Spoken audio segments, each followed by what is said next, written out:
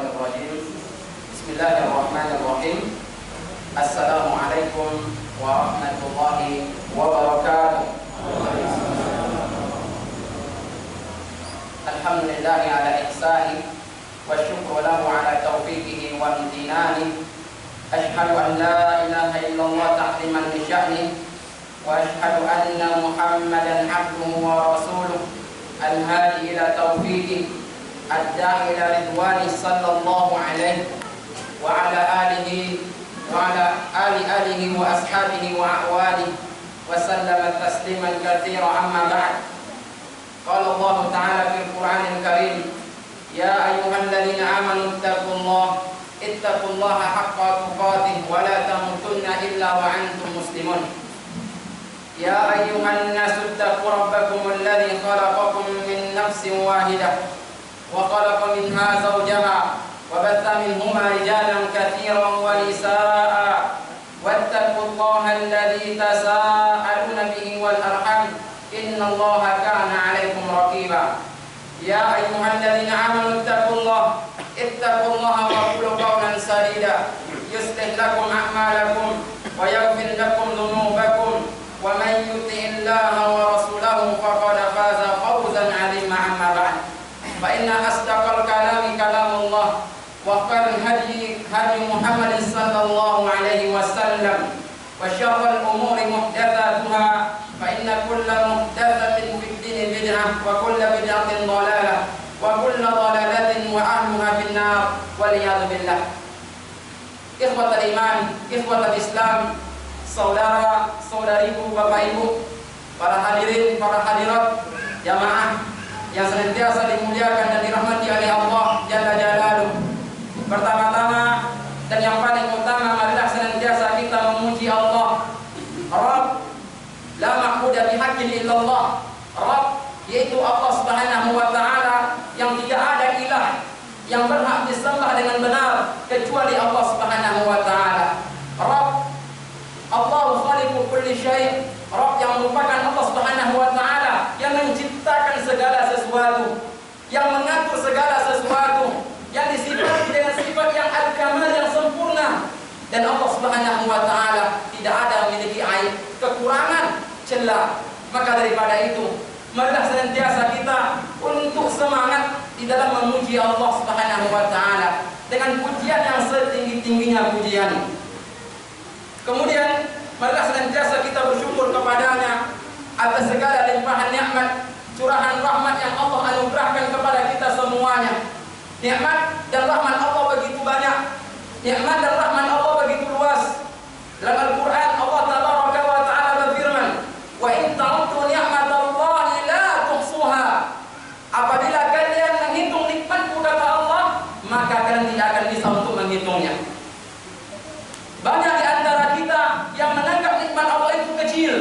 Banyak di antara kita yang menganggap nikmat dan rahmat Allah itu terbatas. Dan bahkan kebanyakan manusia saat ini menghitung dan mengukur barometer nikmat Allah adalah materi. Ini sesuatu yang sangat salah sekali. Ya akhwal iman, ya akhwal Islam, saudara-saudariku ini dimuliakan oleh Allah Subhanahu wa taala. Di antara nikmat yang Allah berikan kepada kita, dan ini merupakan nikmat yang besar, Allah mengarahkan hati kita untuk senantiasa berada di atas ketaatan. Allah Subhanahu wa taala mengarahkan, menunjukkan kepada hati ini untuk senantiasa berada di atas jalan Allah Subhanahu wa taala. Ketahuilah, demi Allah, ini merupakan nikmat yang besar. Bapak Ibu yang berbahagia, dalam sebuah hadis, dan ini merupakan doa yang maksur yang Nabi sallallahu alaihi wasallam ulang, Allahumma ya muqallibal qulub, ya Allah yang membolak-balikkan hati manusia, tsabbit qulubana ala dinik. Tetapkan, konsistenkan, istiqamahkan hati kami di atas agamamu ya Allah. Allahumma ya musarrifal qulub, ya Allah yang mengarahkan hati manusia, sarrif qulubana ila ta'atik. Arahkan, tunjukkan hati ini ke jalan ketaatan kepadamu ya Allah. Ketahuilah, yang memiliki hati ini memang kita, tetapi yang lebih berhak terhadap hati ini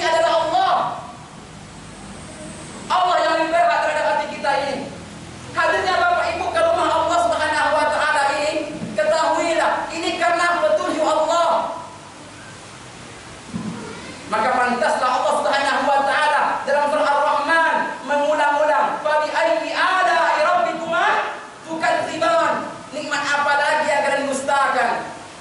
Nikmat Allah Subhanahu wa taala begitu besar. Nikmat Allah Subhanahu wa taala begitu banyak. Dan di antara besarnya nikmat Allah, kita bisa berkumpul di rumahnya.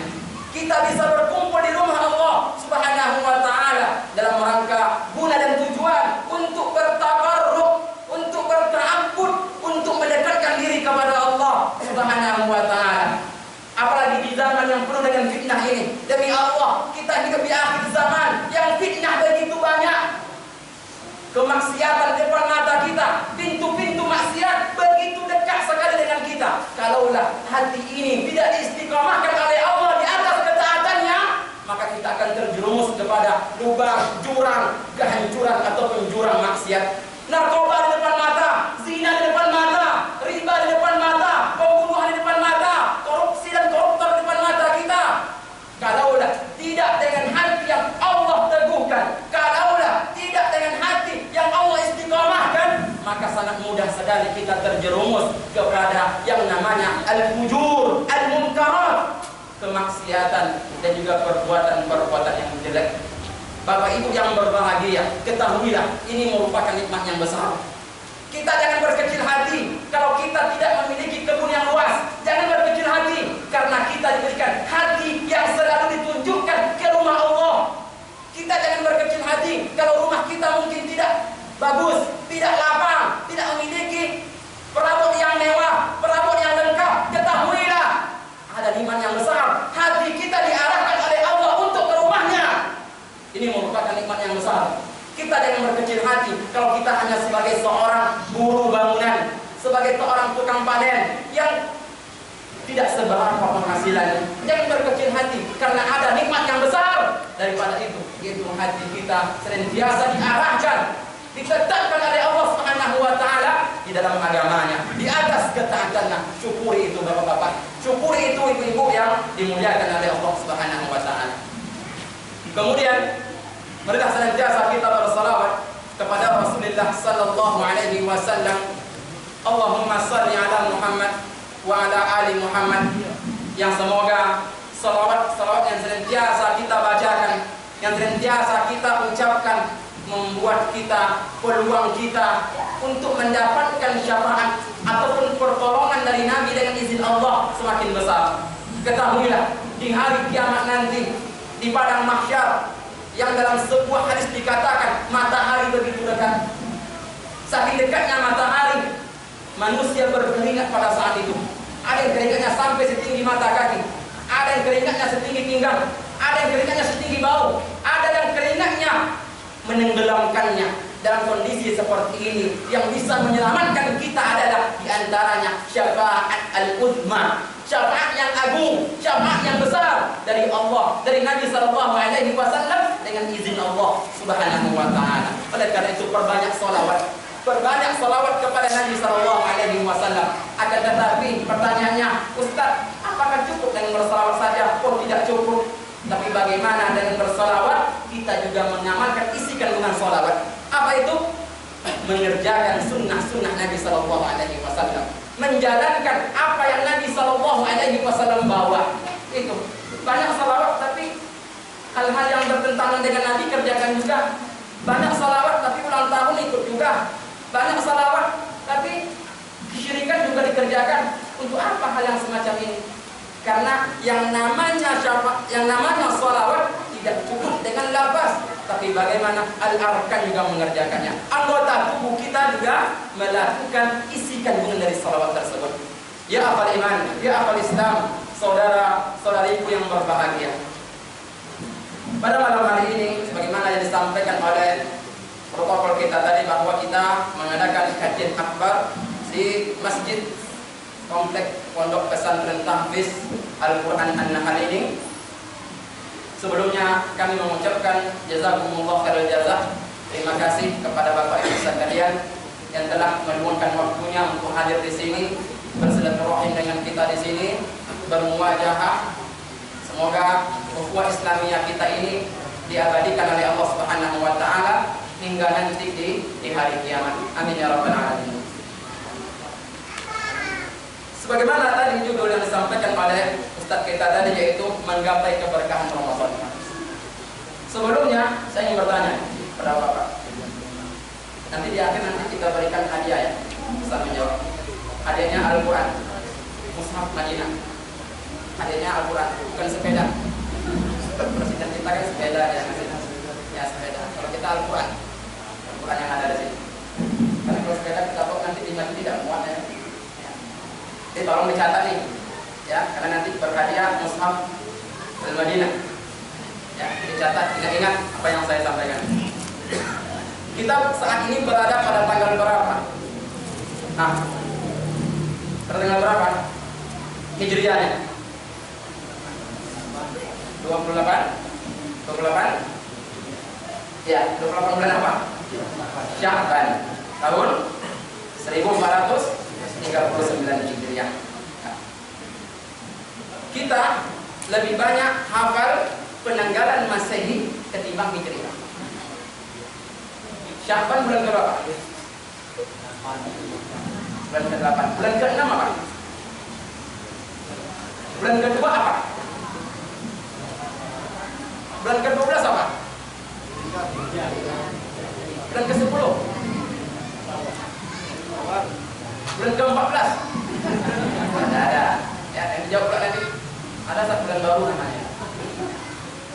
Jadi kebanyakan kita itu lebih hafal penanggalan Masehi ketimbang penanggalan Hijriah. Siapa yang bisa menyebutkan tanggal lahirnya dalam bentuk bulan Hijriah? Ada, tapi jarang. Bang Mojo lahir tanggal berapa Hijriah? Siapa yang ingat penanggalan Hijriahnya? Saya 2 Desember 1989. Semua kita tahu seperti itu ya. Tapi jarang sekali kita hafal penanggalan Hijriah. Yang kita tahu adalah 1 Syawal, Idul Fitri. Itu aja.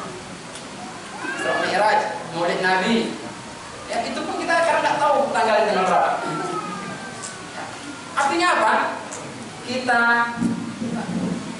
termasuk orang-orang yang lebih condong dengan syiar budaya barat ketimbang dengan syiar Islam itu sendiri.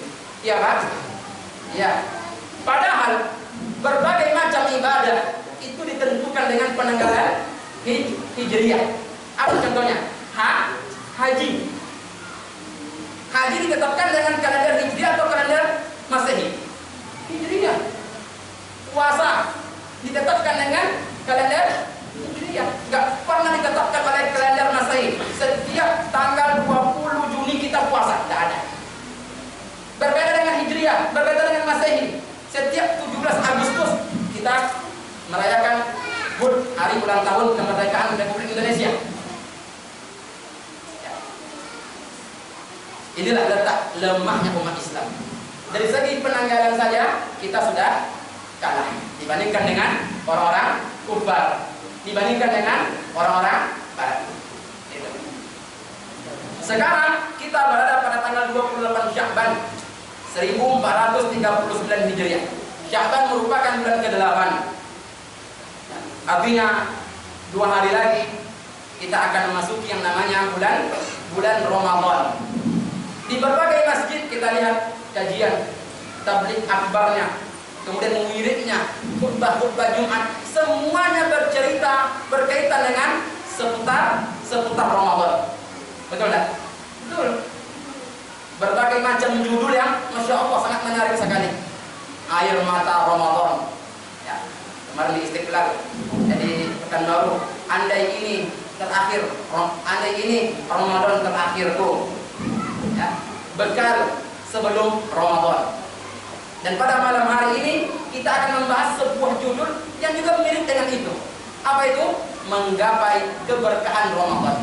Walaupun judulnya berbeda, tapi isi dan pembahasannya sama saja. Ya. Bapak Ibu yang dimuliakan oleh Allah Subhanahu wa taala, menggapai keberkahan Ramadan. Apa yang dimaksud dengan berkah? Nah, apa yang dimaksud dengan berkah? Kita sering kan mendengar kata-kata berkah. Bahkan nama anak kita bikin barokah. berkah. Nama toko berkah, nama warung berkah, nama kantin berkah. Ya, banyak yang dibuat dengan nama berkah. Artinya berkah ini merupakan sebuah kalimat, sebuah kata, sebuah istilah yang tidak asing lagi bagi kita semua. Nah, sekarang pertanyaannya, apa itu berkah? Nah, kita harus tahu ini. Jangan hanya kita bisa menyebutkan semoga berkah, tapi kita tidak tahu apa yang dimaksud dengan berkah. Kita harus tahu istilah-istilah dalam agama kita. Apa itu taufik? Nah, kita sering semoga taufik dan inayah. Apa taufik? Apa arti taufik? Rahmat. Apa arti rahmat? Harus tahu istilah semacam ini. Iman. Apa itu iman? Islam. Apa itu Islam? Alangkah malunya kita kalau kita sebagai orang Islam tapi tidak tahu pengertian Islam. Alangkah malunya kita memiliki iman tapi kita tidak tahu apa itu iman. Beberapa hari yang lalu saya menginterview di sebuah pesantren. Saya menginterview salah seorang wali murid yang dia masukkan anaknya di sebuah pesantren. Saya bertanya, Bapak tahu rukun iman? Kau tahu berapa rukun iman? 4 Ustaz katanya. Wah, berarti Bapak menghilangkan 2 rukun iman nih. Kemana 2-nya Pak? Aduh, lali ya Ustaz. Lupa dan coba kita bayangkan. Ya. Rukun iman tidak tahu. Jangankan ditanya apa itu iman. Rukun iman saja tidak tahu jumlahnya.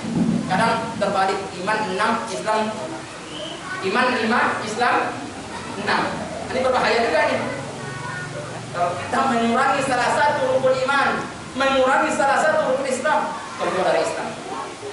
Kita dianggap keluar dari Islam. Kita harus tahu istilah yang semacam ini. Nah, sekarang pada malam hari ini, apa itu berkah? Ya.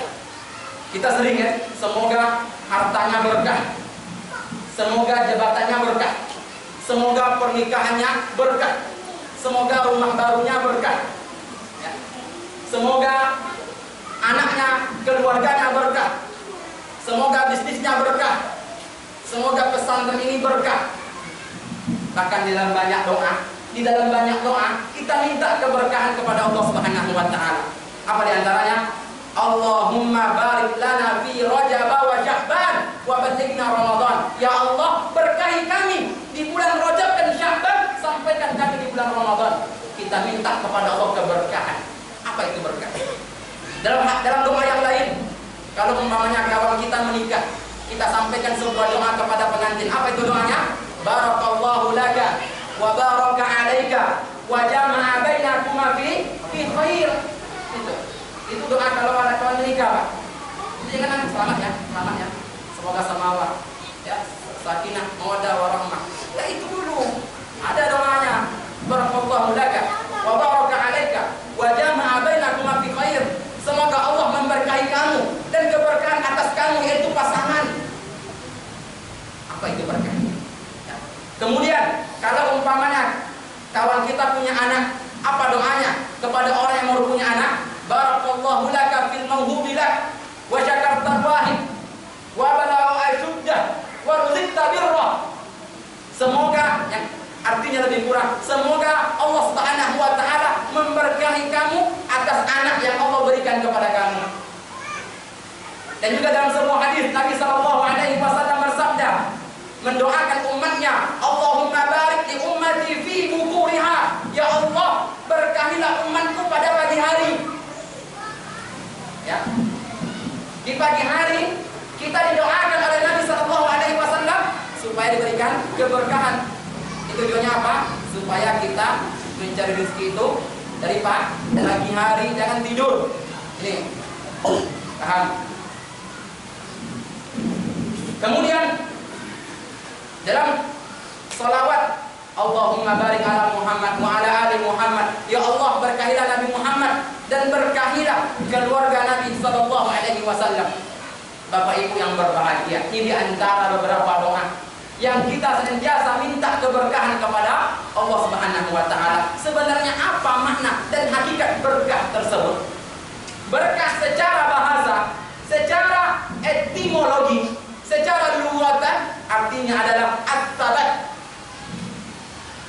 As-sabat ataupun tetapnya sesuatu, ataupun bermakna an-nikmah, nikmat, kenikmatan, ataupun as-sa'adah, kebahagiaan, ataupun az-ziyadah wan nama, bertambah. Ini arti berkah, bertambah, kenikmatan, kebahagiaan, tetapnya sesuatu.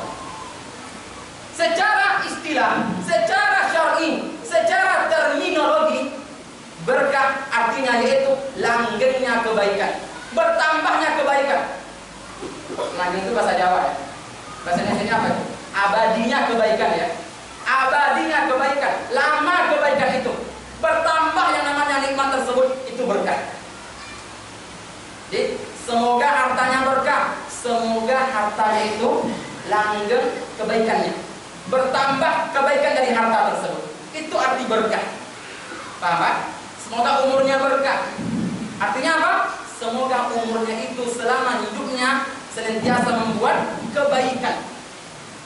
Dari pengertian ini telah kita ketahui bahwa yang namanya keberkahan itu adalah langgengnya kebaikan atau bertambahnya nikmat Allah Subhanahu wa taala. Harta. Bagaimana kita mengetahui kalau ini harta yang berkah? Kita akan mengetahuinya, yaitu bagaimana kita mendapatkan dengan cara yang baik. Ya. Kalau kita cari harta dengan yang baik, kemudian kita gunakan untuk beribadah kepada Allah, kita gunakan untuk bersedekah, kita gunakan untuk berinfak, kita gunakan harta untuk menafkahi keluarga. Ini tanda berkahnya harta. Tapi kalau umpamanya dia memiliki harta, tapi dari harta itu dia gunakan untuk membeli sesuatu yang diharamkan oleh Allah, dia gunakan harta tersebut untuk bermaksiat kepada Allah, dia gunakan harta itu untuk berbuat sesuatu yang dilarang oleh Allah, ini tanda harta tidak berkah. Paham? Walaupun harta itu banyak, jadi keberkahan diukur bukan dari banyaknya harta, tapi bagaimana walaupun sedikit, ketika kita merasa cukup dengan harta tersebut, kita bahagia dengan harta tersebut, dan semua kebutuhan kita terpenuhi oleh harta tersebut, itu tanda harta berkah. Anak berkah. Anak merupakan nikmat yang besar dari Allah Subhanahu wa taala. Bagaimana ciri-ciri anak yang berkah? Kalau anaknya mau mengaji, ini anak yang berkah. Kalau anaknya mau sholat, ini anak yang berkah.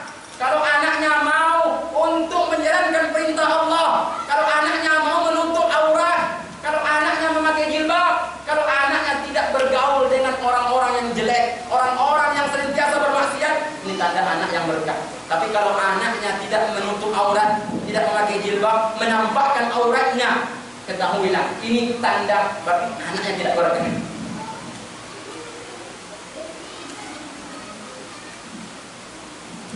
Kemudian jabatan yang Allah berikan kepadanya, ketahuilah jabatan merupakan nikmat yang besar. Nikmat yang besar dari Allah Subhanahu wa taala. Bagaimana caranya? Bagaimana kita mengetahui kalau jabatan ini berkah?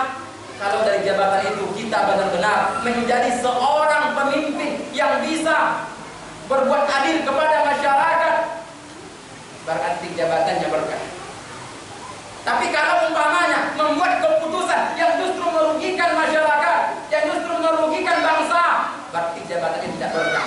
Apalagi dengan tujuan bukan untuk mengurus rakyat, dengan tujuan bukan untuk mengurus masyarakat, berarti ini tanda-tanda tidak berkahnya jabatan.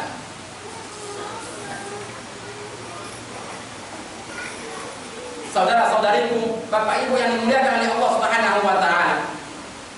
Pada malam hari ini kita akan bertanya, Ramadan merupakan keberkahan, bulan penuh dengan berkah. Jangan sampai Ramadan tersebut yang bulan penuh dengan berkah, tapi kita tidak mendapatkan keberkahan dari Ramadan. Bulan Ramadan merupakan bulan penuh berkah, tapi kita tidak mendapatkan keberkahannya. Ini sesuatu yang sangat merugikan. Sebelum kita bahas poin-poin yang berkaitan dengan cara menggapai keberkahan Ramadan, mengapa Ramadan disebut Semua kita mungkin telah banyak mengetahuinya. Yang pertama adalah, kok bisa bulan Ramadan merupakan bulan yang penuh dengan berkah? Karena bulan Ramadan, bulan diturunkannya Al-Quranul Karim. Dalam Al-Quran, surah Al-Baqarah, Allah Tabaraka wa Ta'ala berfirman, ayat 185, Syahrul Ramadan alladzi unzila fihi Al-Quran hudan lin-nasi wa bayyinatin minal huda wal furqan. Bulan Ramadan merupakan bulan diturunkannya oleh Allah Subhanahu wa Ta'ala Al-Quranul Karim sebagai petunjuk, sebagai penerang, kemudian pembeda antara yang hak dan yang batil. Itu Al-Quran. Al-Quran ini diturunkan oleh Allah Subhanahu wa Ta'ala di bulan Ramadan, bukan di bulan Syawal, bukan di bulan Dzulhijjah, bukan di bulan Muharram, bukan, tetapi di bulan Ramadan. Ketahuilah, Al-Quran ini sesuatu yang begitu besar, mukjizat yang besar, diturunkan di bulan Ramadan. Ramadan menjadi bulan yang penuh dengan berkah dan menjadi sebaik-baik bulan di antara bulan yang lain. Al-Quran diturunkan kepada Nabi Muhammad, maka Nabi Muhammad menjadi nabi yang paling mulia di antara nabi-nabi yang lain. Al-Quran diturunkan pada malam Lailatul Qadar, maka pada malam itu menjadi malam yang paling baik dibandingkan dengan malam-malam yang lain. Al-Quran diturunkan kepada kita umat Nabi Muhammad, maka kita umat yang paling mulia dibandingkan dengan umat yang lain. Allahu Akbar. Begitu mulianya Al-Quranul Karim. Kita harus tahu. Pertanyaan, kapan Al-Quran diturunkan? Jawabannya adalah di bulan Ramadan. Sampai kita tidak tahu. Yang kedua, mengapa Ramadan disebut dengan bulan yang penuh dengan berkah? Ketahuilah, setan-setan dibelenggu, pintu-pintu surga dibuka selebar-lebarnya oleh Allah, dan pintu-pintu neraka ditutup oleh Allah Subhanahu wa Ta'ala serapat-rapatnya. Dalam sebuah hadis, Nabi sallallahu alaihi wasallam bersabda, "An Abi Hurairah radhiyallahu anhu qala, qala Rasulullah sallallahu alaihi wasallam, idza jaa Ramadan, futihat abwabul jannah wa ghulqat abwabu jahannam wa suffidatisy syayatin." Muttafaqun alaih. Dari Abu Hurairah, semoga Allah meridhoinya, berkata, Nabi sallallahu alaihi wasallam bersabda, apabila datang bulan Ramadan, maka pintu-pintu surga dibuka oleh Allah dan pintu-pintu neraka ditutup oleh Allah, dan syaitan, iblis, gembong-gembong setan dibelenggu oleh Allah Subhanahu wa Ta'ala. Allahu Akbar. Dan ini tidak ada di bulan selain bulan Ramadan. Di bulan Syawal, syaitan bebas. Di bulan Dzulqa'dah, syaitan bebas. Di bulan Rabiul Awal, Rabiul Akhir, Jumadil Ula, Jumadil Tsani, syaitan bebas. Tapi di bulan Ramadan, syaitan dibelenggu oleh Allah Subhanahu wa Ta'ala. Ustaz, katanya syaitan dibelenggu, tapi kok ada orang minum-minum, Ustaz? Kok ada kafe-kafe muka, Ustaz? Berarti dia itu yang setan. Karena dalam An-Nas kita jadi tahu, ya kan, minal jinnati wan nas. Syaitan itu bisa berbentuk jin, bisa berbentuk manusia. Yang dibelenggu sini adalah yang berbentuk jin. Kalau ada berarti kafe buka, berarti dia itu yang setan. Kalau ada orang tak berpuasa pada bulan Ramadan, dia menjadi setan, Pak. Pak, korupsi aja Pak kita. Berarti yang membisikkan itu setan. Jadi syaitan itu bisa berbentuk jin, bisa berbentuk manusia. Jadi jangan pula mengira, kan syaitan dibelenggu, tidak ada syaitan. Enggak seperti itu analoginya. Ya. Jadi syaitan itu yang dibelenggu itu gembong-gembong syaitan. Ya, setan-setan yang membesar-membesar syaitan itu. Kemudian iblis, jin yang mengganggu manusia. Kemudian mengapa bulan Ramadan disebut dengan bulan yang penuh dengan berkah? Terdapat satu malam pada bulan Ramadan yang disebut dengan malam Lailatul Qadar, yang apabila kita beribadah pada malam hari itu diterima oleh Allah Subhanahu wa Ta'ala, maka itu lebih baik daripada 1000 bulan. Berapa tuh? 82 tahun. Kalau harinya berapa tuh? 3000 hari ya. Kurang 3000 hari. Menitnya berapa Bapak Tepang? Bayangkan sama kita, 82 tahun kita bernilai ibadah tersebut seakan-akan kita beribadah kepada Allah 82 tahun. Ada yang umur 80 tahun? Dah paling tinggi 65 tahun. Ya. Karena Nabi sallallahu alaihi wasallam mengatakan, "Inna a'mara ummati ma baina 60 ila 70." Sesungguhnya umur umatku berkisar antara 60 sampai 70. Ini berbeda 82 tahun. Allahu Akbar. Makanya nanti cari tuh Lailatul Qadar dengan siap menyiapkan pulang kampung. Ya, jadi semakin ada Lailatul Qadar semakin sibuk pulang kampung, kue lebaran dan lain sebagainya. Kemudian mengapa bulan Ramadan disebut dengan bulan yang penuh dengan berkah? Karena salah satu waktu dikabulkannya doa itu di bulan Ramadan. Dan sebuah hadis Nabi sallallahu alaihi wasallam bersabda, "Inna lillahi fi kulli yawmin itqa'a minan nar fi syahri Ramadan. Wa anna li kulli muslimin da'watun yad'uhu biha fayastajibu lah." Rawahul Bazzar. Sesungguhnya Allah Subhanahu wa taala pada setiap hari dari bulan Ramadan membebaskan hamba-hambanya dari api neraka. Dan seorang hamba yang apabila berdoa kepada Allah maka akan dikabulkan oleh Allah, akan diijabah oleh Allah Subhanahu wa taala. Ya, makanya perbanyak doa di bulan Ramadan. Siapa tahu tidak dikabulkan di bulan sebelum Ramadan, di Ramadan dikabulkan oleh Allah. Ya, perbanyak doa. Ya Allah, berikanlah hamba keberkahan harta ya Allah. Selama ini tidak berkah hartanya berdoa di bulan Ramadan supaya hartanya berkah. Ya Allah, anakku ini begitu nakal ya Allah. Tolong ya Allah, arahkan anakku ini ke jalan yang benar ya Allah. Paham? Siapa tahu di bulan-bulan sebelumnya tidak dikabulkan oleh Allah, tapi di bulan Ramadan Allah kabulkan. Ini janji Allah Subhanahu wa taala. Allah tidak akan pernah mengingkari janjinya. Innallaha la yukhliful mi'ad. Semuanya Allah Subhanahu wa taala tidak mengingkari janjinya. Pembahasan yang paling penting adalah bagaimana cara menggapai keberkahan Ramadan. Nah, ini. Ya. Kita harus tahu ini. Karena kita udah berapa kali kita melewati Ramadan. Yang umur 40 tahun berarti kalau dihitung dari 15 tahun dia balik, berarti sudah 25 tahun dia melewati Ramadan. Yang umur 30 tahun berarti sudah 15 kali dia melewati Ramadan. Jangan sampai Ramadan yang sudah kita lalui justru tidak ada efek. Jangan sampai Ramadan yang sudah kita lalui itu biasa-biasa saja, tidak ada menambah iman. Setelah Ramadan tidak bertambah ketaatan. Ini tanda-tanda Ramadan yang tidak berkah. Paham? Setelah Ramadan tidak nampak lagi batang hidungnya di masjid, berarti tanda Ramadannya tidak berkah. Di Ramadan dia semangat membaca Al-Quran, tapi di luar Ramadan semangat membaca Quran. Ini tanda-tanda Ramadannya tidak berkah. Nah, makanya kalaulah dulu kita mungkin menganggap sepele masalah Ramadan, puasa orang puasa pula kita. Ya.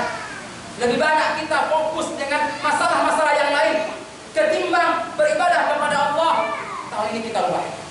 Tahun ini bagaimana kita bisa meraih, bisa menggapai, mendapatkan keberkahan Ramadan tersebut. Yang pertama, supaya Ramadan tahun ini bisa kita gapai keberkahannya. Yang pertama apa tuh? Apa? Luruskan niat. Ini yang pertama. Bukan mandi bari mau kasih dulu kan. Luruskan niat dulu. Sekarang sibuk nih, apalagi kampar ada, apalagi himbauan bupati kita untuk mengikuti. Bari mau kasih, bayi liu, ya, bergilir. Begitu semangatnya. Tapi itu bukan yang pertama rupanya. Yang pertama itu adalah luruskan niat. Ya. Umar bin Khattab, ya, hadis Umar bin Khattab yang mendengar Nabi sallallahu alaihi wasallam bersabda, "Innamal a'malu binniyat." Sesungguhnya semua amalan itu dengan niat. Wa innamal likulli imri'in ma nawa. Dan seseorang itu tergantung dengan apa yang dia niatkan. Ramadan tahun ini kita gembira menyambutnya. Pertanyaannya, kita bergembira kenapa? karena ya Allah, tahun ini saya bertemu lagi dengan Ramadan, sehingga saya bisa beribadah, sehingga saya bisa mendapatkan keberkahan Ramadan. Kalau itu niat kita, insya Allah. Tapi kalau niat kita tidak seperti itu, alhamdulillah dalam Ramadan, ini kesempatan untuk berdagang, ini hati-hati. Ini kesempatan untuk berceramah, ya. Kesempatan untuk menampakkan kalau saya orang dermawan. Hati kalau seperti ini, salah niat akan membuat semua tatanan akan rusak. Ketahuilah, apapun ibadah, ketika salah niat di awal akan merusak segalanya. Makanya Bapak Ibu yang berbahagia, luruskan niat. Niat kita bergembira menyambut Ramadan karena Allah. Niat kita untuk salat tarawih karena Allah. Jangan karena salat tarawih orang tarawih gula kita. Niat kita bersedekah karena Allah. Niat kita iktikaf karena Allah. Ya, niat kita membeli baju karena Allah, bukan untuk apa? Wah, dia harganya 100.000, saya harus lebih mahal. Ini niat yang salah. Kalaulah selama tahun-tahun sebelumnya kita memiliki niat yang salah, tahun ini rubah. Perbaiki niat, luruskan niat kita di dalam datangnya Ramadan karena Allah, beribadah nanti di dalam bulan Ramadan karena Allah Subhanahu wa Ta'ala. Kalau seperti itu niat kita, insya Allah keberkahan Ramadan akan kita dapatkan. Ya. Itu yang pertama. Yang kedua, bagaimana cara mendapatkan keberkahan Ramadan? Yaitu dengan memiliki ilmu. Kita harus punya ilmu dulu. Bertahun-tahun lamanya, setiap tahun kita Ramadan, tapi tidak ada kita punya ilmu. Orang berbuka kita. Tahu nggak kita hadisnya tentang berbuka? Bagaimana berbuka yang sunnah menurut Nabi? Harus memiliki ilmu dulu. Bukan hanya dalam menyambut Ramadan saja. Dalam semua perkara, dalam semua amalan, dalam semua ibadah, kita harus memiliki ilmu. Ketahuilah Bapak Ibu yang berbahagia, dalam perkara dunia saja kita berilmu terlebih dahulu, apalagi dalam perkara akhirat. Membuat rumah, kita yang berprofesi sebagai tukang, sebelum membuat rumah kita pelajari dulu ilmunya, betul tidak? Membuat kue, sebelum kita membuat kue, kita pelajari dulu ilmunya. Nanti membuat kopi susu kita bikin garam di situ. Siapa yang mau seperti itu? Ya kan? Membuat gulai kita taruh gula di situ sebanyak-banyaknya. Siapa yang akan mau makannya? Ya. Kita lihat dulu, nanti kita lanjutkan sebentar. Tanya jawab.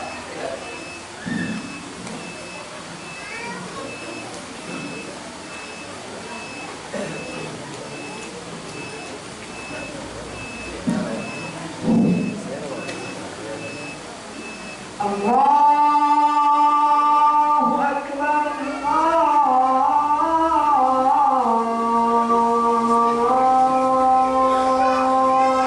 Akbar.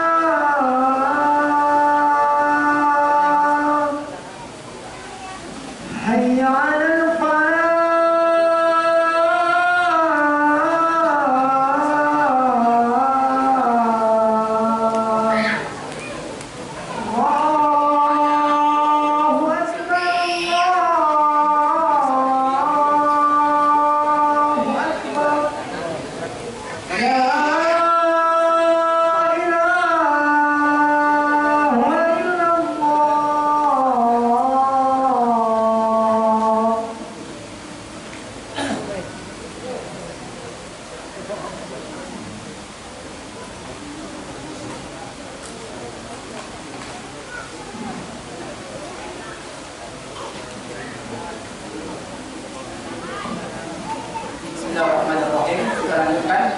Cara menggapai keberkahan Ramadan yang pertama adalah dengan meluruskan niat karena Allah Subhanahu wa taala. Jangan sampai salah niat. Yang kedua adalah memiliki ilmu. Jelas. Ini sesuatu yang sangat penting sekali.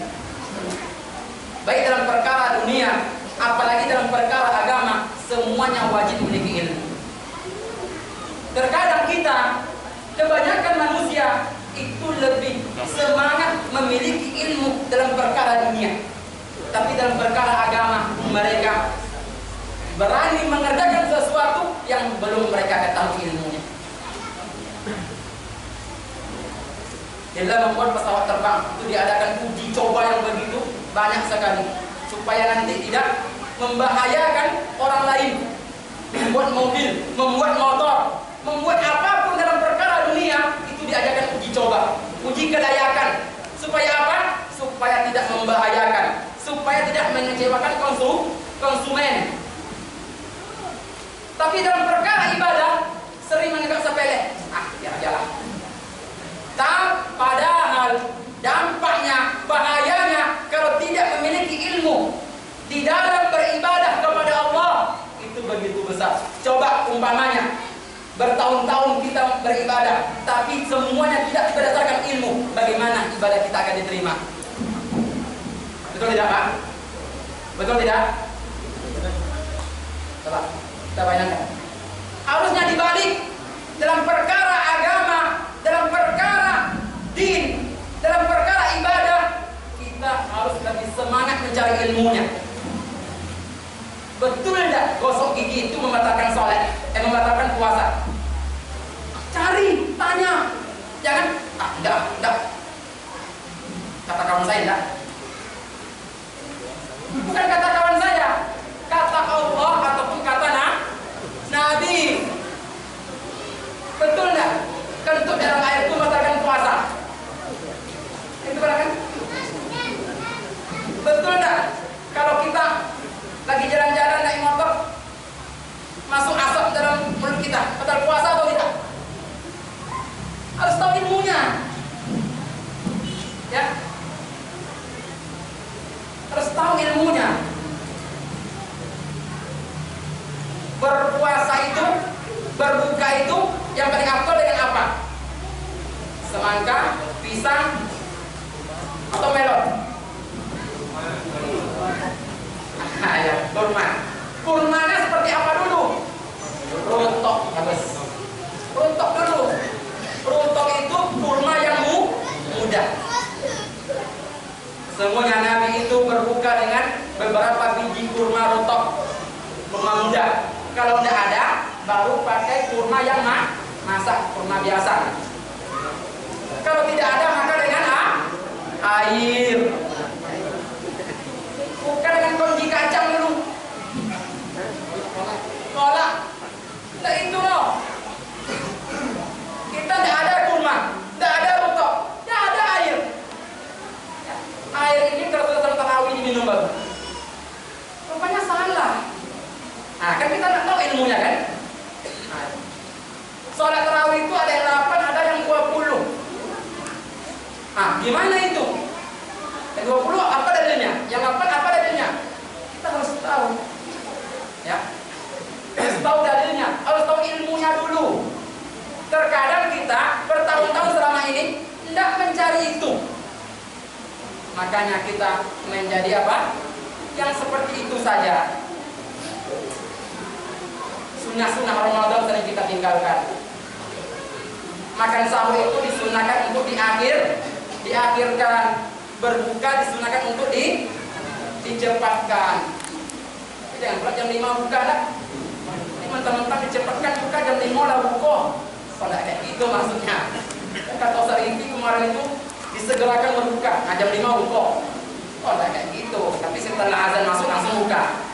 Yang masuk azan, masuk waktu, setengah jam lagi lah buka. Tidak boleh kayak gitu. Ya. Ini harus tahu ilmunya. Apa kata Umar bin Abdul Aziz? Ya. Man abadallaha bighairi ilmin kana ma yufsid aktsar mimma yuslih. Kata Umar bin Abdul Aziz, apabila seseorang beribadah kepada Allah membuat kerusakan yang lebih besar ketimbang maslahat. Dan juga kata Ibnul Qayyim ini merupakan muridnya Ibnu Taimiyah rahimahullah, al-amilu bila ilmin kasairi bila dalil. Orang yang beramal tanpa ilmu maka seperti orang yang berkendaraan tidak ada petunjuk. Cobalah Bapak ke Jakarta pakai mobil sendiri, tidak ada petunjuk. Oh, tadinya ke Monas ke kerumunan binatang jadinya, karena tidak ada petunjuk. Seperti itulah kita beribadah tanpa ilmu. Makanya sholat pakai ilmu dulu. Jangan katanya. Harus tahu dulu. Puasa juga seperti itu. Apalagi di zaman canggih seperti ini. Ya, kalau zaman Imam Bukhari memang iya susah untuk ilmu. Satu hadis saja itu menempuh ratusan kilo. Sekarang kita punya Android, buka itu. Hukum berpuasa menurut agama. Dalilnya ini, Al-Quran, Sunnah, Ijma' ulama. Kita punya handphone, Facebook aja, selfie saja gunanya. Ada guna untuk ilmu. Ya, berarti handphonenya tidak berkah. Nah, nanti kumpulkanlah, buang handphone itu, kasihkan sama saya. Ini handphone Android itu luar biasa. Kalau kita gunakan untuk yang baik, cari situs-situs yang terpercaya. Jangan salah buka situs, terbuka pula situs Syiah. Hati-hati. Disuruhnya bapak nikah lagi, langsung sampaikan ke istri, ini ada nih, tadinya nih, rupanya Syiah, nikah mut'ah, kawin kontrak. Jangan seperti itu. Jadi harus tepat pula mukanya. Kita harus tahu mana yang Syiah, mana yang Khawarij, ya. Seperti itu. Jadi semuanya harus pakai ilmu. Di antara ilmu yang berkaitan dengan Ramadan ini adalah puasa, jelas. Ya. Hukum puasa adalah wajib. Puasa Ramadan hukumnya adalah wajib. Ya.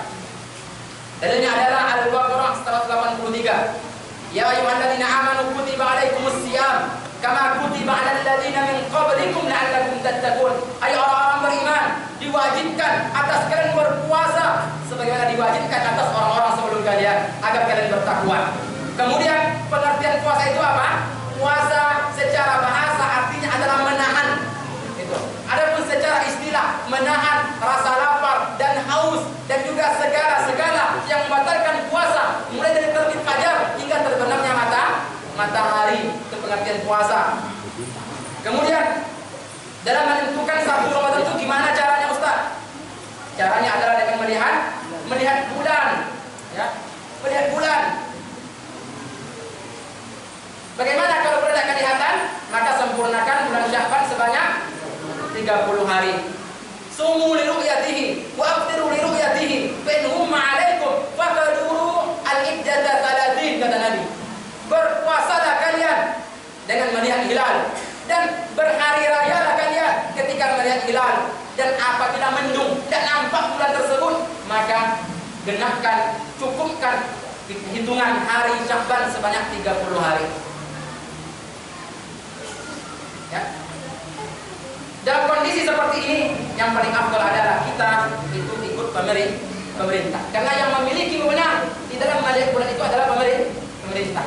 Dan kita sunnahnya, afdalnya, ya, bukan saya menyalahkan, karena terkadang ada yang berpuasa hari ini, ada juga yang besok puasa. Tidak menyalahkan yang berpuasa di berbeda hari, tapi yang afdalnya adalah saya sampaikan itu berpuasa dengan orang banyak. Apa kata Nabi Sallallahu Alaihi Wasallam? As-siyamu yawma tasumun. Berpuasa itu pada hari orang-orang berpuasa. Wal fitru yawma tuftirun. Dan berhari lebaran itu bersama pada saat orang-orang berhari raya. Ya, gitu. Jadi afdalnya kita mengikuti pemerintah. Itu paling afdalnya. Ya, walaupun ada sebagian ormas itu lebih kepada hisab. Ya, wallahu a'lam. Saya tidak menyalahkan, tapi yang afdalnya itu melihat bulan yang pertama dulu. Bulan yang dipotongkan. Ya, bukan dengan hisab, bukan. Tapi dengan lihat bulan. Kemudian yang wajib berpuasa itu siapa saja? Muslim, ya, akil, baligh, orang yang mukim. Ya, orang musafir tidak wajib berpuasa. Lebih baik baginya untuk berbuka. Ya. tapi melihat kondisi. Kalau cuma bersabar dari sini ke Pekanbaru, ya, tuh kalau tahan berpuasa lebih bagus. Ya. Dari sini ke SP2, gimana tuh Ustaz? Dari sini ke Majapahit, apakah sabar? Oh enggak, sabar ini pakai jarak Pak. Ya, tapi nanti dari sini ke Peterpan Simpang tidak puasa. Nah, boleh juga ada ya. Ini harus pakai ilmu lagi. Kemudian bagi ibu-ibu nih harus suci dari haid dan juga nifas. Ibu-ibu umpamanya berpuasa pas jam 6 kurang, sebentar lagi mau buka nih, datang haid, maka batal puasanya, berbuka, ganti besok di hari lain. Itu. Kemudian rukun puasa ada dua, yang pertama niat, yang kedua adalah menahan rasa lapar dan haus mulai dari terbit fajar hingga terbenam matahari. Keringanan ataupun orang-orang yang boleh tidak puasa, orang yang sakit, ya, kemudian musafir, sepuh, orang yang sudah tua, kemudian orang yang hamil, kemudian orang yang menyusui, itu.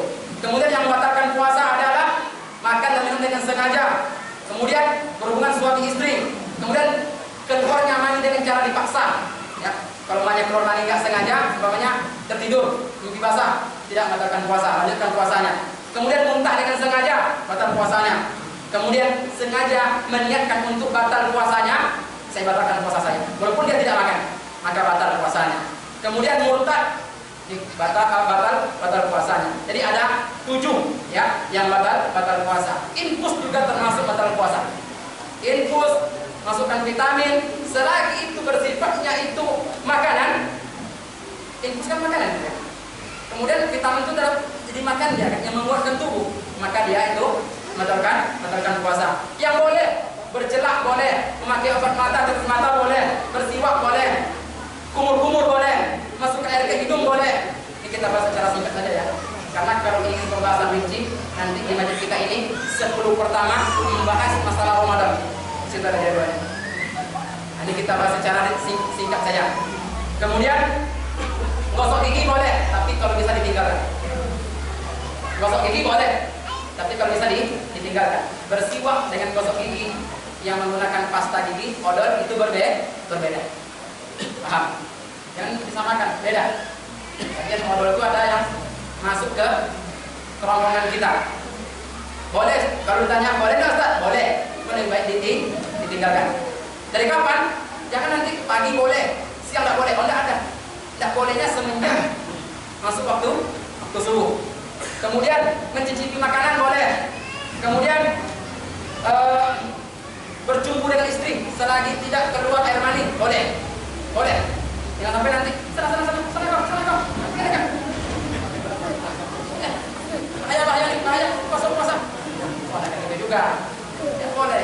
Tidak. Jangan. Ya, boleh bercumbu dengan istri, tapi selagi aman. Ya, jangan aman. Makanya kalau Anda harus pakai sabuk pengaman. Ya, Pak ya. Menelan dahak boleh. Karena ulama berpendapat dahak itu termasuk air ludah. Ya. Kemudian donor darah boleh. Berbekam boleh, tapi dengan catatan berbekam donor darah ini boleh dengan catatan jangan sampai membuat tubuh kita lemah. Ya. Walaupun ada yang mengatakan berbekam ini makruh, boleh. Kemudian donor darah ada yang mengatakan makruh, tapi donor darah berbekam itu boleh. Adapun hadis yang mengatakan Nabi itu tidak berbekam, artinya kalau siapa yang berbekam batal puasanya, didoifkan, dilemahkan oleh sebagian ulama. Gitu. Jadi yang disepakati tadi yang 7 tadi, nah itu yang harus kita hati-hati. Ya, Ustaz, kalau makan lupa Ustaz, tidak batal puasanya. Ya, tapi jangan pura-pura lupa. Sengaja lupa lah. Ya, itu ilmu yang berkaitan dengan puasa secara ringkas. Kalau mau lebih rinci nanti datanglah ke sini. 10 malam pertama di An-Nahar membahas fikih Ramadan. Jadi kita harus punya ilmu sebelum Ramadan tersebut. Kemudian yang ketiga, cara mendapatkan keberkahan Ramadan adalah yaitu beramal dengan maksimal. Ya, yang kontinu dan mujahadah. Jelas beramal. Nanti ada ilmu, tidak ada beramal. beramal. Yang jelas, apa itu amalannya? Berpuasa. Hati-hati bapak-bapak, ibu-ibu yang selama ini dulu nggak puasa, tahun ini jangan sampai nggak puasa. Ya. Kepada pekerja, usahakan puasa. Selagi dia itu sehat, selagi dia itu baligh, berakal, muslim, tidak ada penghalang umpamanya, dia tidak tua, dia muda, dia tidak hamil, dia tidak menyusui, maka wajib berpuasa. Dalam sebuah hadis Nabi SAW itu bermimpi. Dengarkan, Nabi bermimpi. Di dalam mimpinya Nabi dipanggil, ditarik oleh dua orang. Hei, Nabi dibawanya ke sebuah gunung yang tinggi, yang terjal. Apa kata Nabi? Saya tidak bisa naik. Sinilah kami bantu, kata dua orang laki-laki ini dalam mimpi Nabi ini. Dan mimpi Nabi itu adalah wahyu. Mimpi Nabi wahyu. Mimpi kita tidak wahyu. Karena ada orang bermimpi kan, terima aku menjadi bertemu dengan malaikat Jibril, langsung dia mengaku sebagai Nabi. Seperti Lia Eden tuh. Seperti Ahmad Musodik itu. Jadi itu kan dia bermimpi, langsung aku sebagai Rasul dan Nabi. Nah, Nabi bermimpi dan mimpinya adalah hak. Mimpi Nabi adalah wahyu. Dalam mimpinya Nabi ditarik oleh dua orang.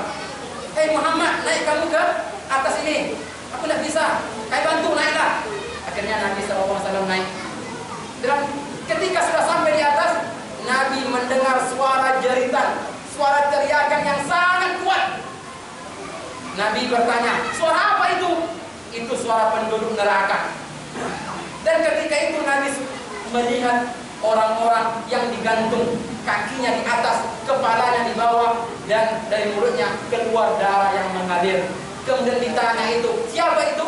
Itu adalah orang-orang yang berbuka sebelum datangnya waktu buka. Artinya orang yang tidak puasa. Jadi kalau kita tidak puasa, digantung kaki ke atas, kepala di bawah. Kalau ingin rasa sakitnya, coba dulu di rumah sendiri seperti ini. Gantunglah kaki ke atas.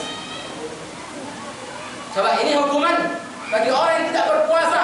Ketahuilah, puasa Ramadan merupakan rukun Islam. Di hati kita yang tidak berpuasa, yang meremehkan puasa, makanya nasihat saya kepada tukang panen, kepada yang mungkin bekerja, usahakan puasa. Ya, usahakan puasa. Karena keringanannya tidak ada untuk apa? Bekerja seperti itu. Walaupun ada perkataan ulama, ya, ada mumuinya Arab Saudi membolehkan semacam itu. Karena kalau tidak panen kami tidak makan anak ini. Nah, tapi kalau bisa usahakanlah puasa. Biasanya selama ini panen 3 kapling, sekapling saja.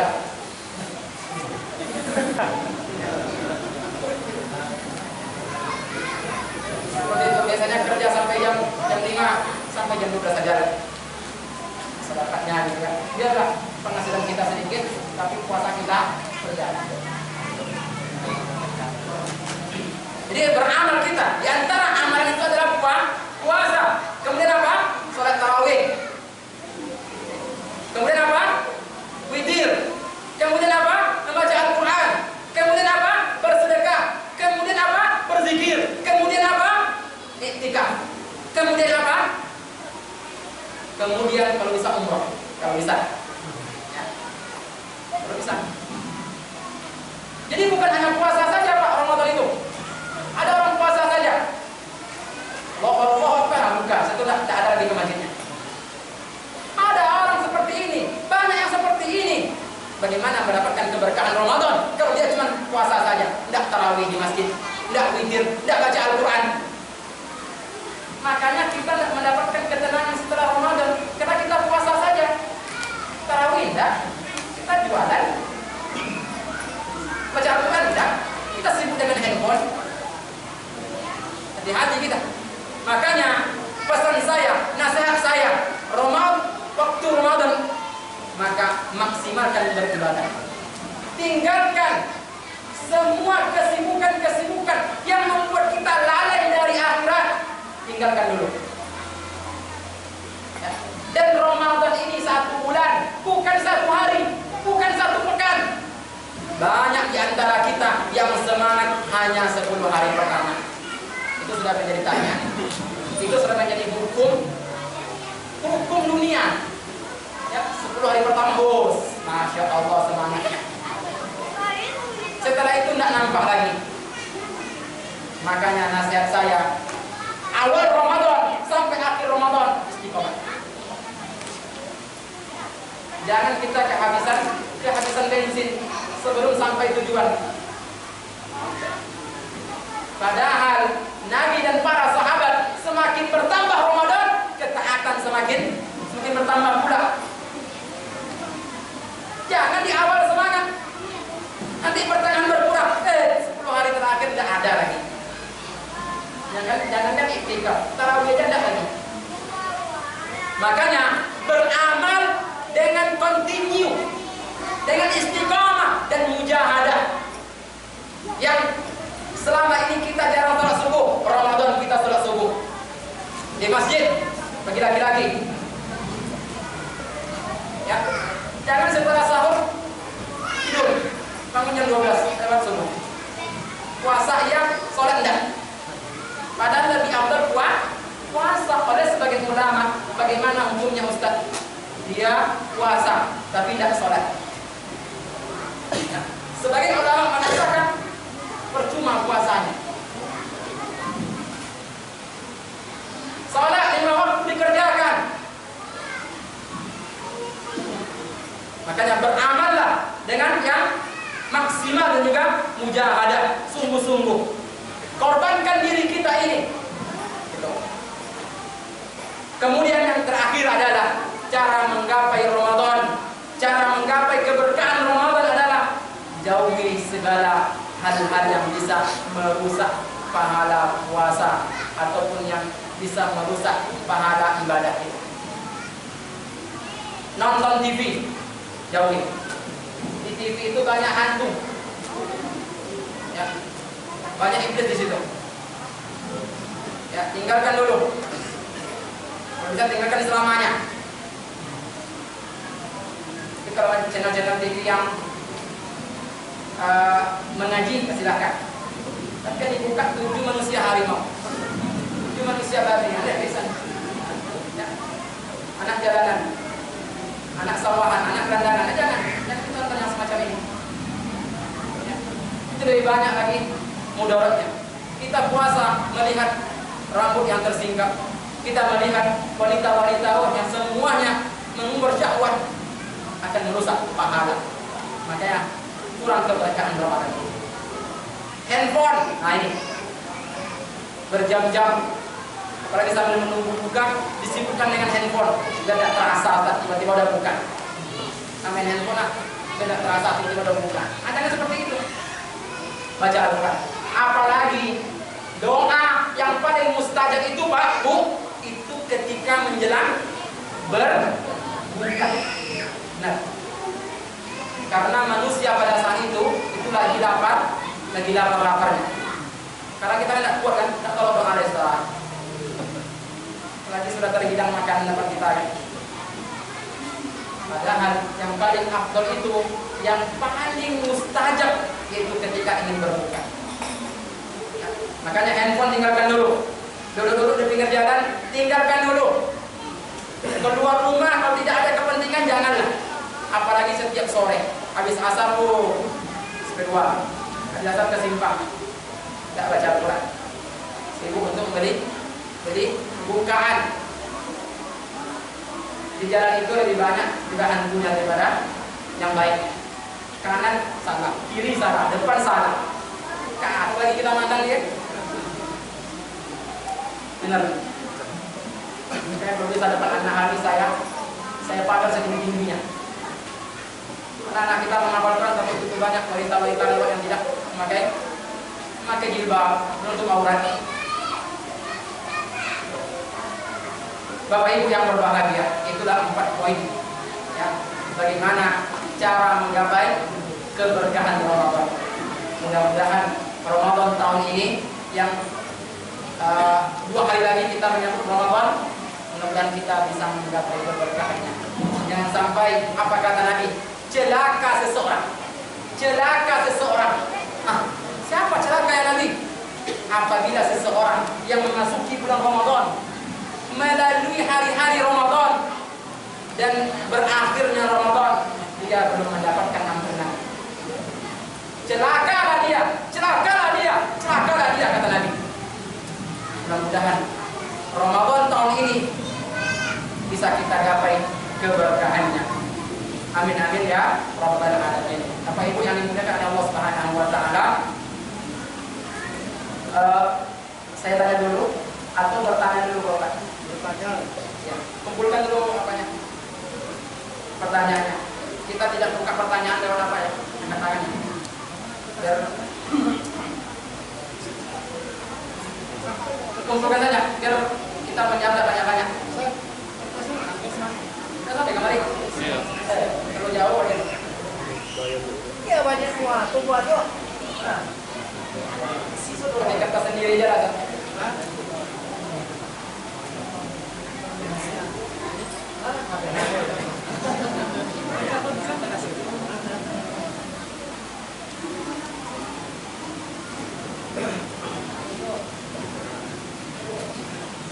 Saya hanya menjawab pertanyaan-pertanyaan yang menurut saya layak saya jawab ya. Bukan pertanyaan yang tidak layak, pertanyaan layak semuanya.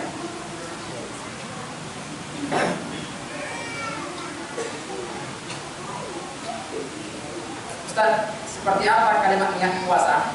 Ya.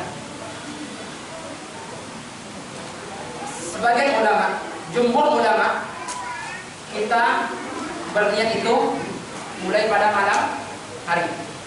Kemudian niat itu diperbarui setiap malam, niat puasa. Jadi yang afdal itu berniat setiap malam. Bukan dari pertama Ramadan berniat untuk 1 bulan. Walaupun ada yang mengatakan boleh seperti itu, berniat sekali saja untuk 30 malam. Tapi yang oleh jumhur ulama yang afdal itu adalah berniat setiap malam. Dan itu tidak boleh berniat puasa setelah terbitnya apa? Fajar. Tidak boleh. Jam 6 baru kita niat puasa. Tidak boleh. Tapi dalam puasa sunnah boleh. Seperti halnya dalam sebuah hadis Nabi Sallallahu Alaihi Wasallam pada pagi hari bertanya kepada Aisyah, wahai Aisyah, adakah makanan? Oh, tidak ada ya Rasul. Makanan habis. Oh, kalau itu saya puasa. Itu udah pagi setelah salat subuh. Itu puasa sunnah boleh berniat setelah terbit fajar.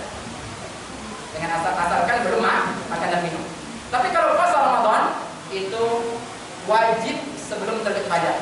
Dan afdolnya puasa niatnya ini itu dilakukan setiap hari. Seperti apa kalimat niat puasa? Wallahu ta'ala a'lam. Ya. Niat itu letaknya di mana? Di hati. Yang dinilai yang di hati atau di mulut? Saya mau tanya. Yang dinilai di hati atau di mulut? Di hati. Bapak tahu tidak apa yang ada di hati saya?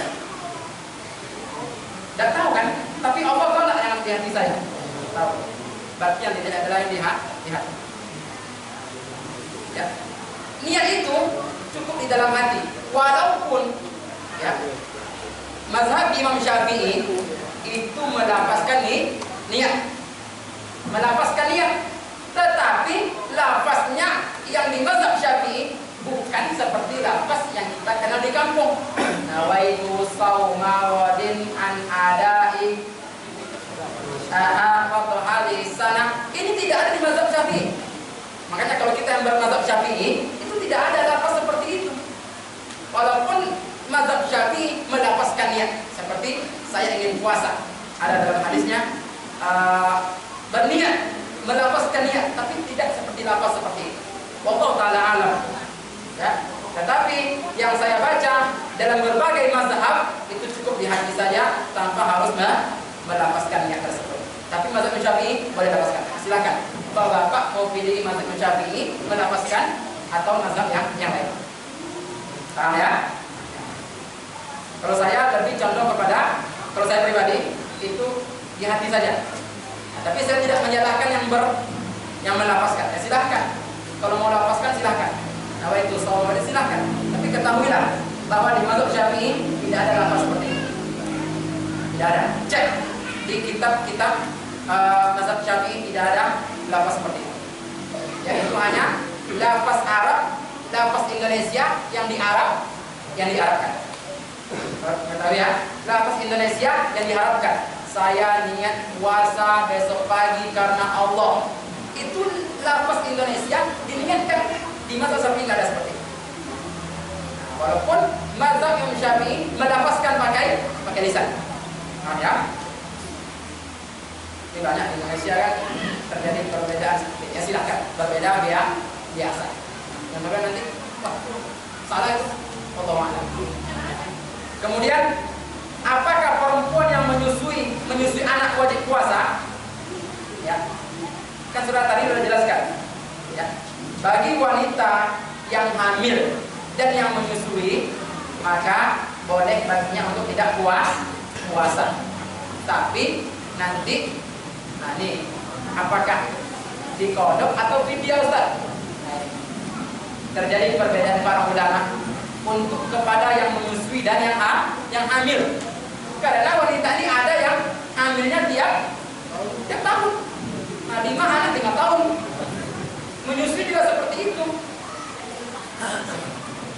Ada sebagian ulama tetap kodok puasa. Ada sebagian ulama lagi fidyah saja, bayar fidyahnya. 1 hari 1 orang miskin. 3 hari 30 orang miskin kasih makan.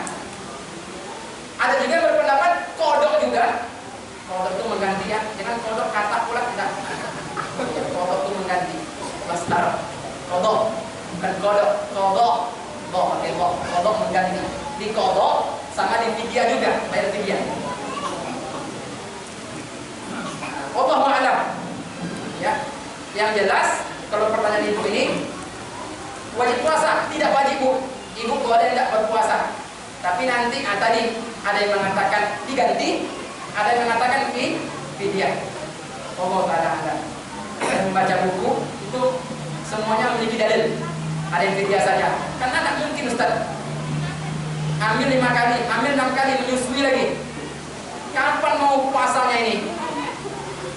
Berat Ustaz, menyusui itu kan hilang tenaga kita. Masa 6 tahun lagi? Ya. Oleh sebagian ulama tetap puasa walaupun lewat Ramadan berikutnya. Paham nggak maksudnya? Kemudian dia hamil nih, kemudian dia tidak puasa atau dia menyusui, tidak puasa dia.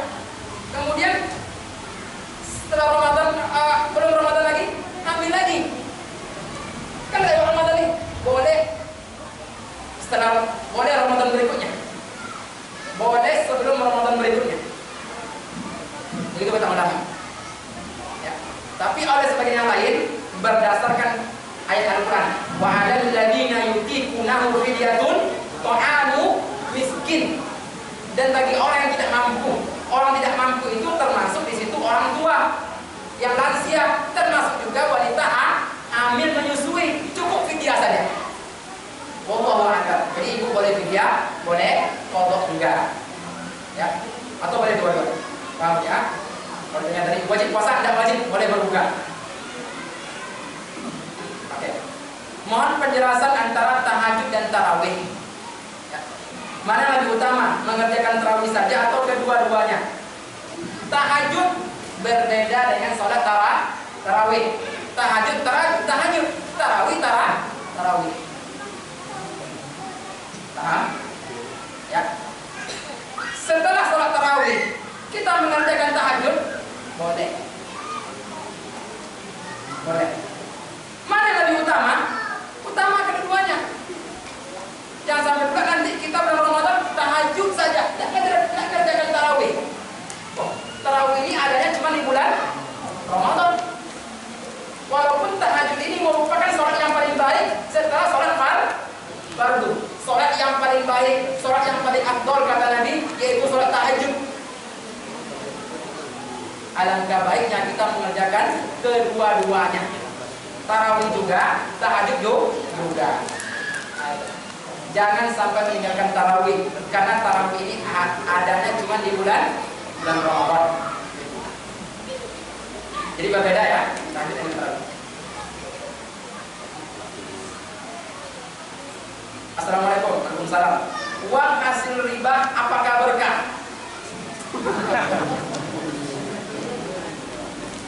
Hasil riba tidak berkah, Ibu. Bapak, siapa nih? Bapak atau Ibu nih? Kalau biasanya kayaknya Bapak nih, karena banyak utang-utang. Uang hasil riba tidak berkah. Uang hasil menteri tidak berkah. Tidak berkah. Ya, makanya jauhilah yang bersifat riba. Ustaz, membayar fidyah itu dengan uang atau makanan dan berapa takarannya? Ya. Dengan makanan. To'am miskin, to'am. To'am itu adalah artinya makanan. Jangan diuangkan. Ya. Pakai makanan. Berapa takarannya? Itu satu porsi makan. Ya. Yang sampai nanti cuma ngasih satu suap, enggak. Kemudian alangkah baiknya di dalam memberikan fidyah itu dengan lauknya sekaligus, dengan yang paling bagus, ya. Jadi fidyah itu dengan makanan yang diuangkan. Ustaz, mana doa berbuka puasa yang sahih? Wallahu a'lam. Yang saya tahu dan hadis ini sahih adalah zahabal dhama wa badallatil urub wa thabata al-ajal insyaallah. Wallahu a'lam.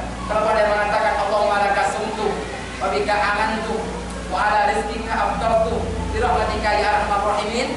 Wallahu a'lam. Sebagian ulama ini mendoakan hadis ini. Ya, tapi kalau doa yang tadi hadisnya sahih. Saya tidak mengatakan itu salah pakai doa Allahumma laka sumtu. Tapi yang saya tahu itu dilemahkan hadis itu oleh sebagian ulama. Tapi zahabat dhama itu jelas hadisnya sahih. Zahabat dhama wa badallatil urub wa thabata al-ajal insyaallah. Silakan buka di buku fikih.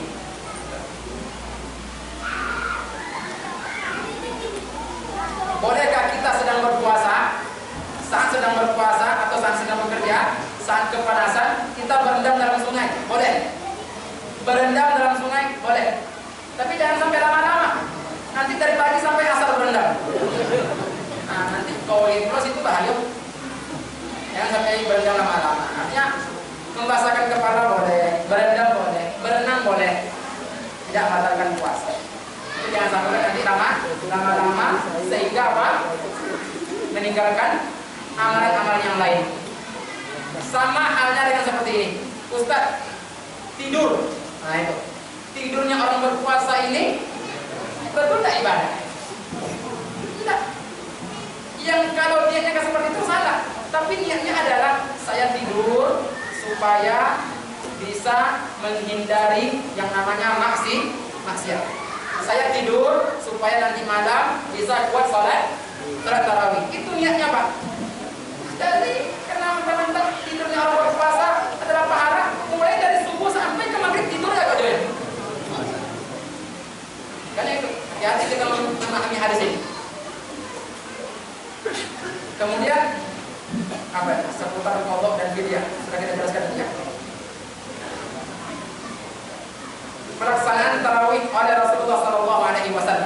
Ini panjang pembahasannya ya. Ini panjang pembahasannya. Makanya nanti kalau bisa datanglah ke sini. Karena 10 Muharram pertama kita bahas secara ini. Ini membahas ini tidak cukup 1 jam ini. Atau minimal setengah jam lah kalau masalah sholat tarawih ini. Kok bisa berpindah dari 8 kok ada yang 20? Ya.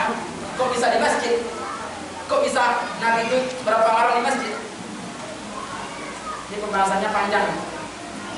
Teknis tarawih ini. Tapi saya buka sedikit ya. Yang paling afdal tarawih itu bersama imam sampai selesai. Di An-Nahl 8 umpamanya, tambah 3 witir sampai selesai. Jangan hanya 8 saja witir dah. Di masjid yang lain Al-Qur'an contohnya 23. Kita yang 8 biasanya ikuti 23. Paham?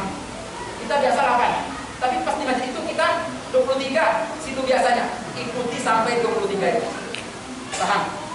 Afdalnya seperti itu. Bukan berarti salah. Orang 20 sholat kita keluar 8. Bukan berarti salah, betul. Tapi yang afdalnya kan, yang afdalnya adalah mengikuti imam sampai selesai. Itu afdalnya.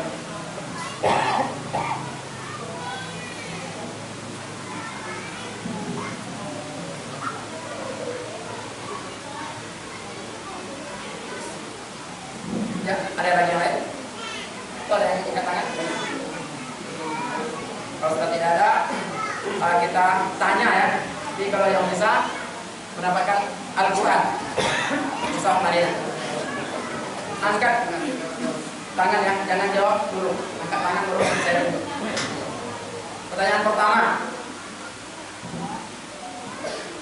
apa arti berkah secara syar'i? Ya, ini Pak Abdul. Nikmat yang bertambah dan bernilai dan mendapat ketetapan dan diridhai oleh Allah Subhanahu wa taala. Masya Allah, lebih panjang daripada Ustaz yang menjelaskan. Nikmat yang bertambah terus bertambah. Ramadan adalah bulan penuh dengan berkah. Mengapa disebut dengan penuh berkah? Sebutkan dua.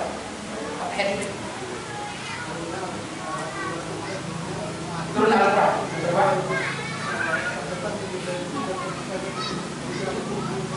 Masya Allah. Barakallahu fiik. Coba.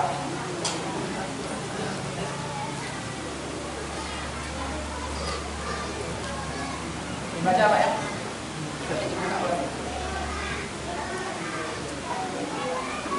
Pertanyaan berikutnya, kalau sudah ada ya. Ibu tidak tahu ya. Ibu angkat tangan aja lah. Ya. Kemudian ada 4 cara untuk menggapai keberkahan Ramadan. Sebutkan 3. Alhamdulillah.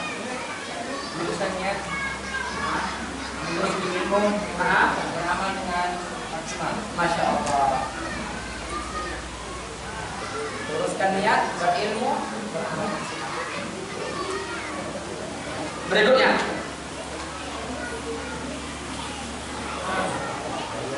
sebutkan hal-hal yang bisa merusak pahala puasa.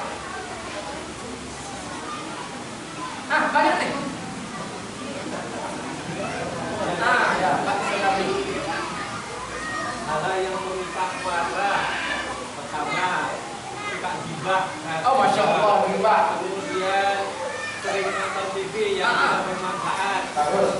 Kemudian banyak lagi ya. Ya.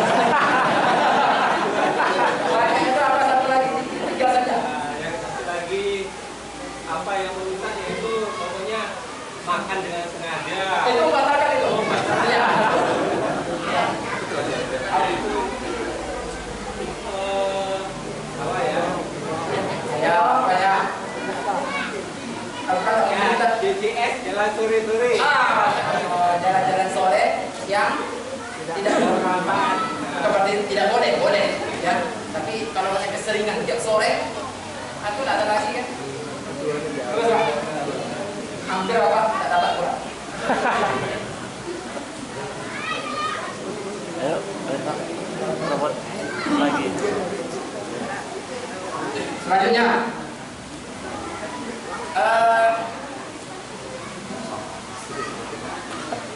yang membatalkan puasa itu ada 7. Sebutkan 3 tadi. Ustaz kita. Dato kita. Makan dan minum dengan sengaja.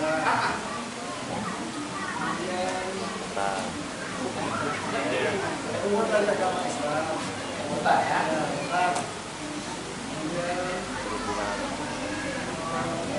Sirik itu maksudnya. Sirik enggak? Ya, aneh. Pak Adis. Iya. Rumah suami istri. Pak, mutat dengan sengaja. Mutat dengan sengaja. Mutat dengan sengaja. Hah? Mutat. Mutat. Habis hadiah kita, tidak ada lagi. Jadi itulah kajian kita pada malam ini. Sebelum saya tutup, ada beberapa pengumuman yang saya sampaikan. Yang pertama adalah insya Allah di Masjid An-Nahl ini akan kita adakan salat tarawih secara berjamaah, ya, secara berjamaah, dan juga akan ada kajian-kajiannya. Jadwalnya ada di jendela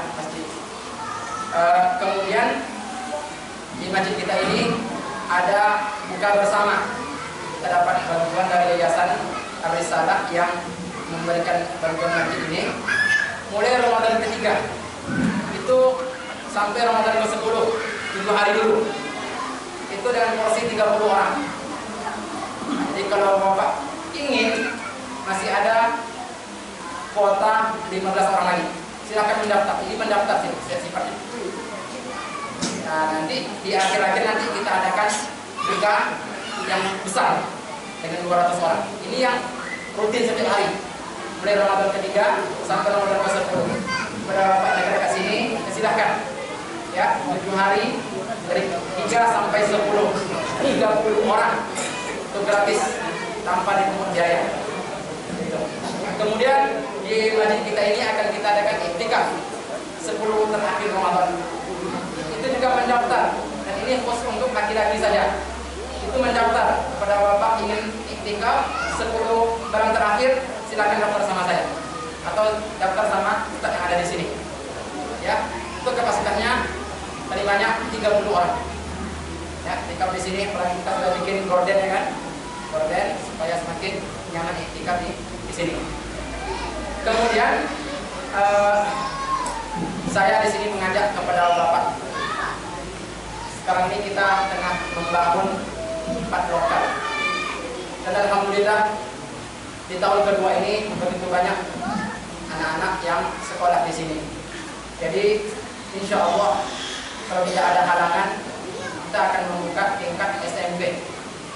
Ya, kalau memungkinkan tahun depan, Wusto namanya, yang semirip dengan SD kita ini. Artinya ketika anak SD ini nanti tamat, nanti bisa ke Wusto ataupun anak SD luar yang kelas 5 sekarang bisa nyambung ke sini dengan target setahun 5 juz. Ya, mudah-mudahan. Jadi itu fondasinya sudah kita buat. Alhamdulillah kemarin dapat dari salah seorang muksinin donatur untuk membuat fondasi. Oleh karena itu sekarang kekurangannya itu lebih kurang 100 juta atau 120 juta. Oleh karena itu kepada Bapak yang ingin menyumbang, dengan sangat senang hati kami membuka. Ini merupakan amal jariah. Selagi anak-anak sini nanti membaca Al-Quran, Bapak sudah meninggal, itu akan mengalir pahalanya. Karena yang dibuat ini adalah untuk kebaikan, membaca Al-Quran, menghafal hadis, menuntut ilmu. Ya. Oleh karena itu kepada Bapak yang ingin menyumbang berapapun silahkan. Apalagi sekarang ini yang sangat dibutuhkan itu adalah tanah timbun dan juga semen. Silahkan. Sebagai Bapak sudah ada yang menyampaikan kepada saya. Jadi kepada Bapak yang lain silahkan. Kalau ingin menyumbang berapapun lah kami terima. Ya. Apalagi di sini tidak ada bantuan dari luar negeri, hanya masjid ini. Karena semuanya adalah sifatnya pribadi, ya, juga dari jamaah-jamaah kita yang ada. Karena itu kepada Bapak yang ingin beramal jariah, bersedekah, berinfak, kami sangat menerimanya dengan senang hati. Inilah yang dapat kami sampaikan, semoga bermanfaat. Nanti setelah acara ini kami minta kepada wali murid TPA untuk duduk di sini dulu sebentar. Kepada wali murid TPA untuk duduk 10 menit atau 15 menit karena ada yang ingin disampaikan. Inilah dapat kami sampaikan, semoga bermanfaat. Kalau ada kata-kata saya yang salah, saya mohon maaf. Kepada Allah saya mohon ampun. Yang benar datang dari Allah, yang salah datangnya dari diri saya sendiri, yang minimnya ilmu, kurangnya ilmu, dan pastinya dari syaitan yang tertutup. Subhanallahumma wa bihamdika asyhadu an la ilaha illa anta astaghfiruka wa atubu ilaik. Wassalamualaikum warahmatullahi wabarakatuh.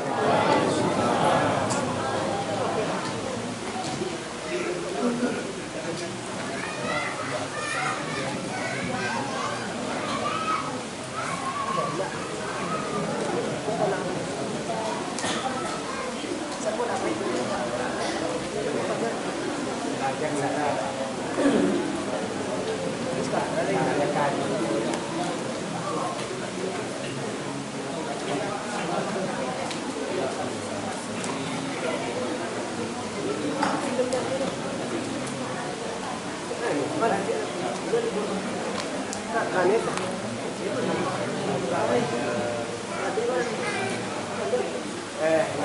Jadi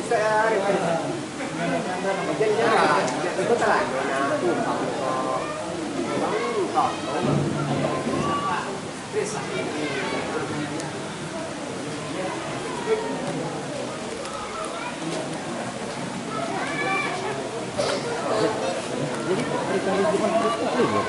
Apa? Libur nih. Hari Kamis. Jumat nggak libur.